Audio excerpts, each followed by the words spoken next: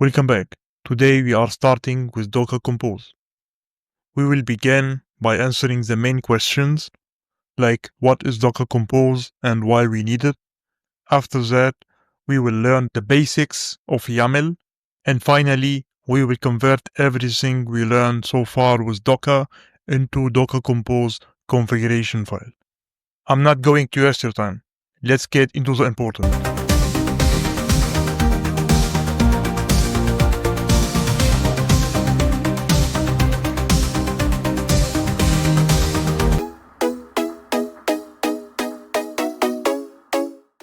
The first question I will answer is, what is Docker Compose? And to answer that, Docker Compose is a tool that let us run and define multiple containers. So up to this point, we have been running the following commands every time. As usual, we start with creating the network. Let's say, for example, my network, and then build the image. So let's say my image number one, and after that, we are going to use this image to create a container. So we start with specifying the network, and then I'm going to add the name. Let's say my container number one, and then you need to specify the port, add the volume, and most of cases, you're gonna add some variables. At the end, we're gonna put the name of the image. So I will copy the name and I will put it. In our stack, we have another container. So I will copy those two lines and I will paste them again. And let's change it to image to container to. I know it's not the same, but the idea is to demonstrate what's going on. Now I will make myself another copy as we are going to create more containers during this course. Let's change it to 3. So my image 3, my container 3. After creating those 3 containers, we need to start and later stop them. So start or stop. So let's copy the name of the container. As you see, it's a very long, complicated process, time consuming, and the risk you are making mistakes is very high. So using Docker Compose offer us a more efficient, effective way to handle the containers. Now let's move back to the editor. And I want to create new file in the root directory. Let's call it docker-compose point. You can use UML or UAML. It doesn't matter.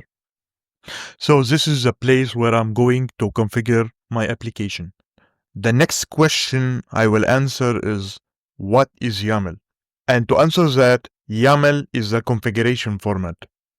If you are familiar with JSON or XML, both are used for configuration. Let me open the composer.json file from our project.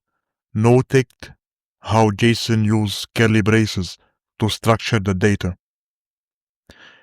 Next, let's take a look at the XML file, which uses a tag to structure the configuration.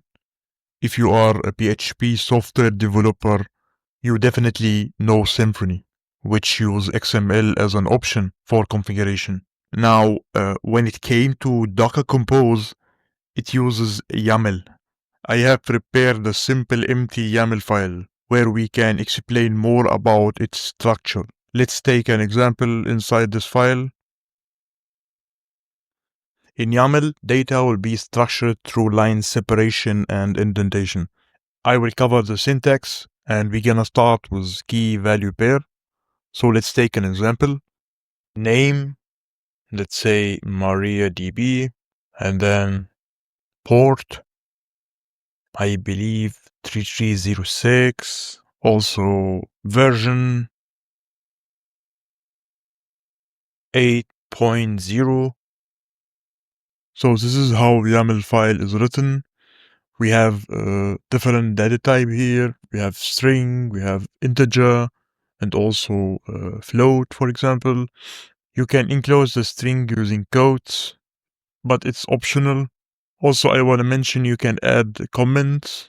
So using sign or hash symbol. This is simple example. You can also group those key value there and put them inside of an object. So let me clear the comment. I will mark them, and then as you see, I used indentation, and the space need to be exactly the same. So now I want to enclose them inside of an object. So I will add a parent key. Let's say database column. So now I have one object, and inside of it, I have those three key value pairs. My next step is to try to create a list of objects. And I can achieve that by adding a dash at the beginning, and then I will move all the attributes. They need all to be aligned. And after that, I will add another dash, name, I don't know, SQL late, port, let's choose another port, 8997, and version, I don't know, 7.9. It's possible to add Boolean, for example, let's say run and false. I can also add a list, but without attributes. We're gonna use it later to define volumes, or in some cases we're gonna add more than one port. So let's take an example, language. As usual, 1, 2 spaces, and then dash, PHP, gonna have another one, JavaScript, Golang. So as you see, very simple, human readable syntax. Also, we're gonna learn later while we are creating the configuration inside of the Docker Compose file. So no worry.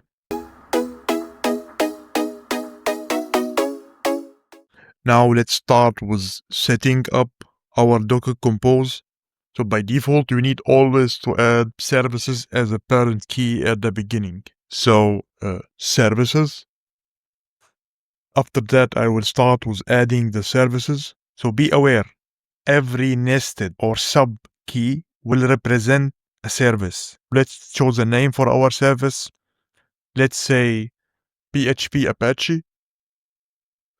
Now we will start defining the service by going one level down. And please don't forget, I'm adding always 2 spaces. Let me now open the terminal. You see the commands we use to build the image and later create the container. We need to transform them into Docker Compose service by choosing build, and again, one level down, we need to specify the directory where the build will run. So I will add the following attribute, context, and then we're gonna choose the root folder by adding point. The next stage will be to specify where to find the Docker file. And I can achieve that using the following attribute, Docker file. So until now we placed the Docker file in the root directory. And what I'm going to do is I'm going to move it from here and put it inside of the Apache folder. And now let's specify the path. So Docker, again, Apache, and the Docker file. Now someone will came to me and said, how about the directories inside of the Docker file? I mean this one here. And to answer that, the Docker engine will process it as if it were still in the root directory, because we chose the root directory as the context. And now let's take a step back. So I will add the name of the container by choosing the container name attribute. This time let's choose more relevant name. Let's say PHP Apache, for example. And now let's add the port. So ports. Unlike the previous keys, ports take a value from type list. So let's copy the port. And look, I got here warning because it's recommended to enclose the ports inside of a quotation. And now let's add another key, the volumes here. So I will start with volumes, and also volumes take a value from type list. And when it came to configuration files like Docker file, Docker Composer file, it's recommended to define the root using relative paths. So the Docker Compose file is here in the root, as you saw. And because of that, I'm going to use point and then colon. And now we need to specify the path inside of the container. This one here, paste. Next, I will define the service where I'm going to run the database. I will move back to the same indentation level as our first service definition. You can start writing directly, but personally I prefer to leave a space. So let's choose a name. For example, db column. And as usual, I will take a step down. While we are defining the previous service, we used the key value build because we have a build. But since we are using pure image, let me come back in the history. This one here, I will use the key image and I will copy the name, column, paste it. Next, I will define the name of the container. So container name, let's say database. I'm using different names to prevent any conflicts. Next, we're gonna define the ports. So ports, I will copy the port,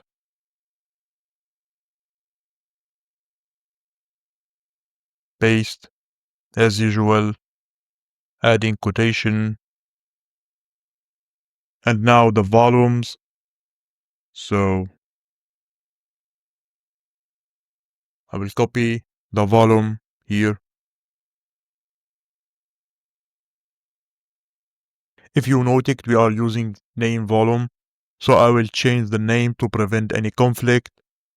Let's say to do volume.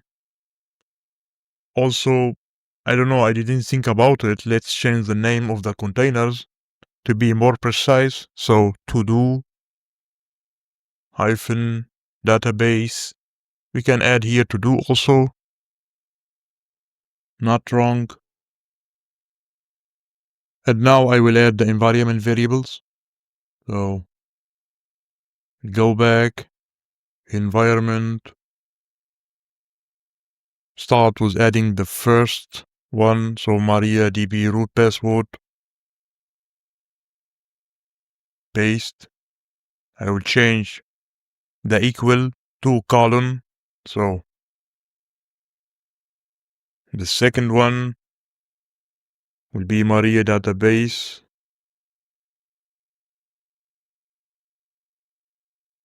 Also gonna change the equal, make it a line. Next one, MariaDB user.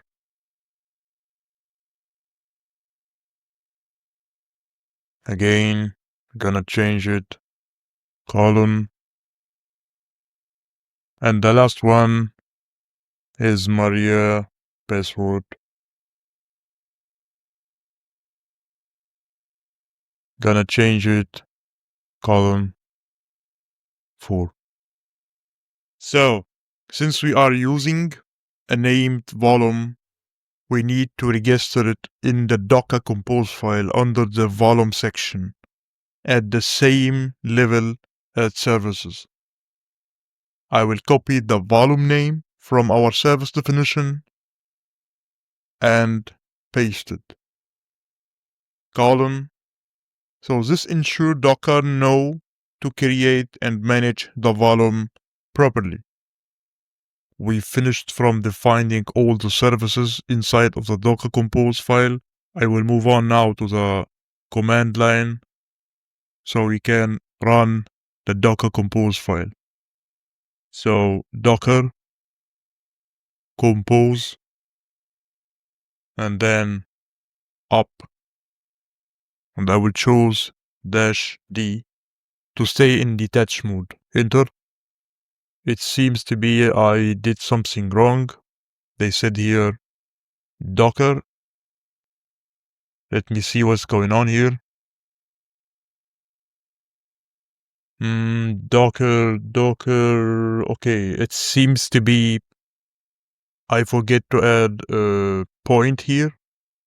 So instead of defining the Docker using relative path, I'm using absolute path, and this is wrong. So I need to add point, and I will come back now to the shell to run the command again. This will take some time.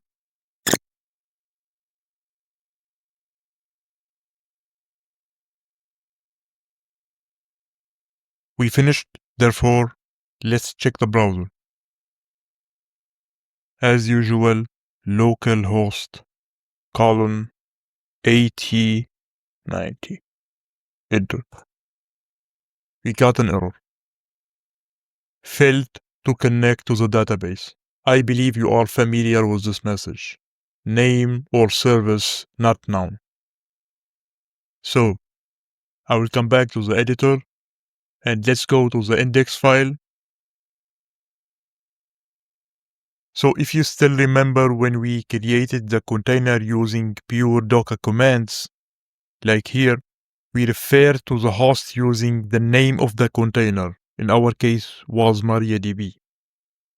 Now, if you're going to work with Docker Compose, you need to choose the name of the service instead. So I will write db. Let me come back to the composer file to show you. We're gonna use the name of the service, so db. And now let's go back to the browser to try again. Let me add something. Walk. Add. Delete. Works well. If you learned something from our session, I hope you leave me a like, maybe you subscribe in my channel, and see you in the next section.